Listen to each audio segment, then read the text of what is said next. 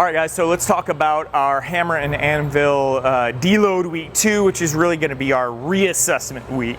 You guys have 2 required assessments and then 1 optional assessment. 2 required assessments are on session 1, Mad Mardigan, 10-minute, roughly 10-minute work capacity test, shortest test of our metabolic battery.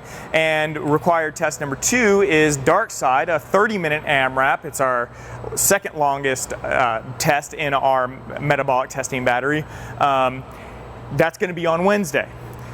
Once you complete those 2 tests, your testing is done for the week for our required assessments. Now, the reason why those are required assessments is because we did those in the middle of either Hetoroy or Keshig during this cycle.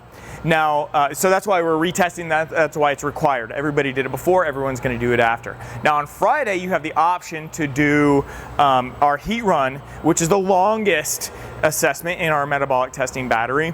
And that test is optional because we didn't do it beforehand. Also, even though we're not quite at peak summer heat, we're still seeing high 90s, low 100s here in the daytime, so we're not going to require a test of its duration in those sort of conditions, especially when we didn't test it before. But if you want an extra challenge, then this is a great week, or this is a great opportunity for you to challenge yourself with Heat Run. It is a particularly challenging test, both mentally and physically.